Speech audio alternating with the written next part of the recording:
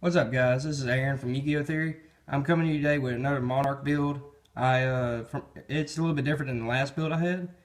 I basically disassembled it and put it back together, and I find this build just a tad bit better than the last one.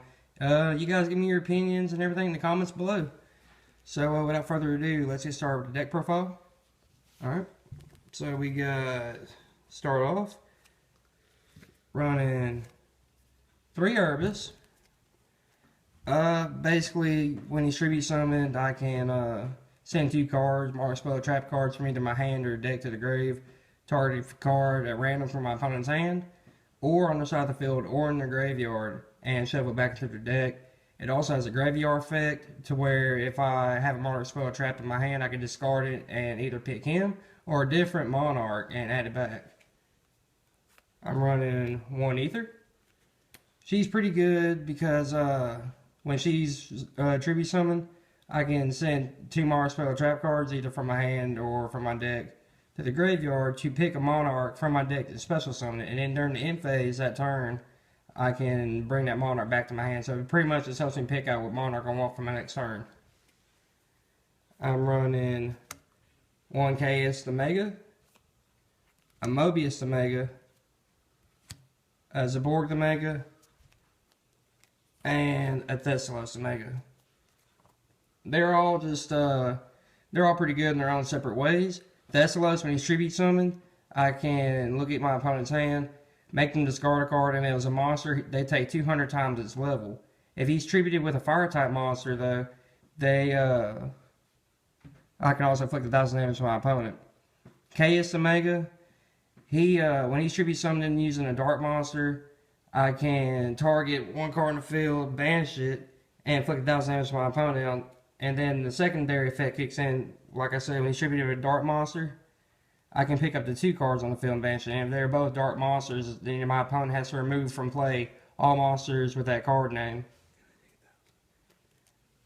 Mobius the Mega Monarch, when his tribute summoned, I can target up to 3 spells and traps on the field and destroy them.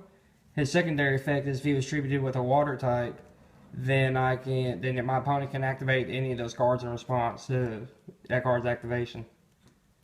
Zaborg the Mega's effect is when this card is tribute summoned, I can pop a monster in the field, and if it was a light monster, both players have to send from the extra deck that many monsters as of that monster's level that just pop. And if I attribute it with a light monster, then I get to pick what monsters get sent from the extra deck. I'm running 2 regular KS, the Shadow Monarchs. He's pretty good just to, get rid of a card on the field. If I banish a card and it was a dark monster, my opponent takes 1,000. I'm running a Raza and a Zaborg. Raza's good because when it's tribute summoned, I can just pick a card on the field and return it back to my opponent's hand. And Zaborg's effect is when he's tribute summoned, I can just pop a monster. I'm also running a Mobius. His effect is whenever he's tribute summoned, I can just target up 2 spells and traps on the field and destroy them. I'm running 3 Ida the Heavenly Squire. Its effect is when it's normal or special summoned, I can search my deck for a monster 800 attack and 1,000 defense. Special summon it. And when she's sent from the field to the grave, I can target one of my banished marked spells and traps, add it back to my hand. And usually with Ida, I would want to special summon Eidos. His effect is when he's normal special summon, or when he's normal summoned or special summoned, I can tribute an addition to my normal summoner set. And when he's in the graveyard, I can banish him, target another monster at 800 attack and 1,000 defense, special summon it. So normally, if it's in the grave, I'll go banish him, special summon Ida. I'm running 2 Mithra, the Thunder Vassals. This card's effect is, if it's in my hand, I can special summon a token to my opponent's side of the field, and if I do, I can special summon that card. If it's used for a tribute summon, I can then again tribute to an addition to my normal summoner set. Same thing with Eidos. Now we're going to get into the spell cards.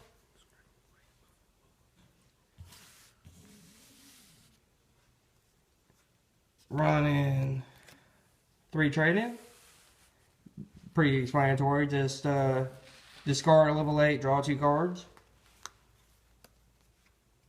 I'm running 2 domain. This card says if I'm the only player that controls a tribute summon monster, then my opponent can't go through the extra deck. And if any of my monarchs declare an attack on my opponent's monster, they gain 800 attack during the damage calculation.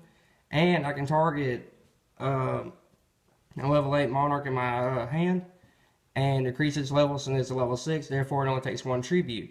This card's effect still stays on the field after it was destroyed. I'm running 2 Tenacity of the Monarch.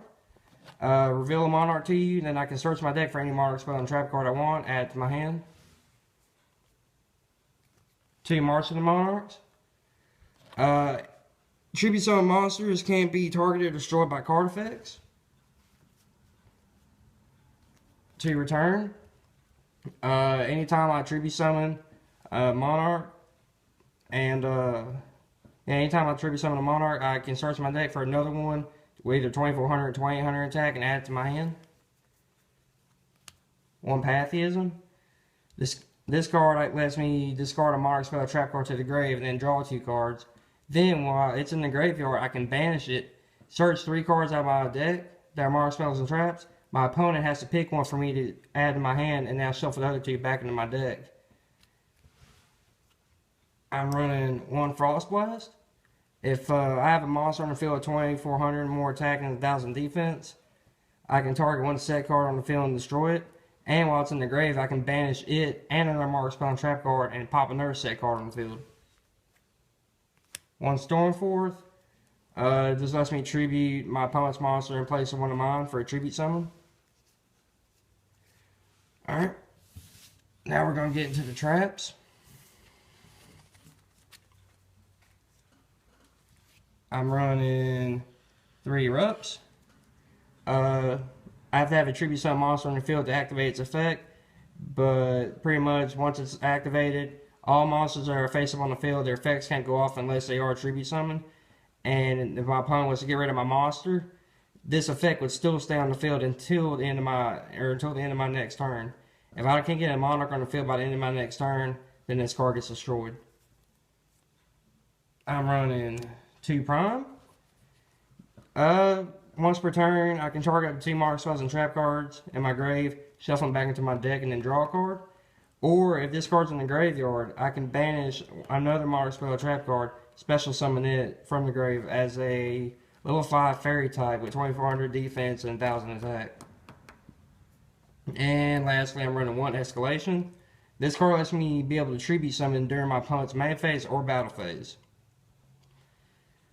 So, yeah, this has been my deck profile.